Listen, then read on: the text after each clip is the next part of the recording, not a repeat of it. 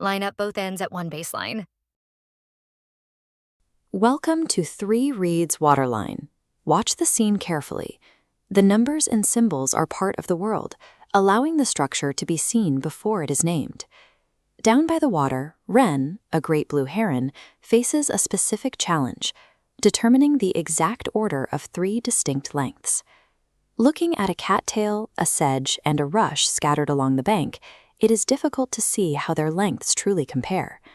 Wren solves this by carrying them to the shore. She stands all 3 up so their bases touch the exact same waterline. Now they share a baseline. With their bases even, we can read the order straight from their tops.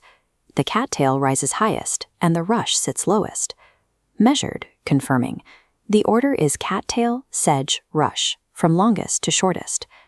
By aligning every object at the exact same starting point, the physical world provides clear proof of which length extends furthest. Establishing the order allows us to solve a more specific problem. We need to identify which of these 3 plants represents the middle length. We find it through elimination. The cattail is the longest, and the rush is the shortest. The sedge sits between them. The sedge reed is the middle length. That middle position carries a dual nature. To sit in the center, the sedge must be simultaneously shorter than the cattail and longer than the rush. Further down the bank, Wren faces a new obstacle. A birch log and an oak log lie separated by a deep stretch of water. They are too heavy to move, meaning they can never share a single baseline. Wren solves this by using a traveling tool.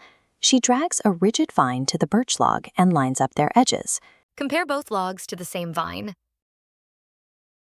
The vine extends past the wood.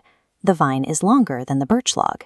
She carries that exact same vine across the water and lays it parallel to the oak log. This time, the oak extends past the vine. The oak log is longer than the vine.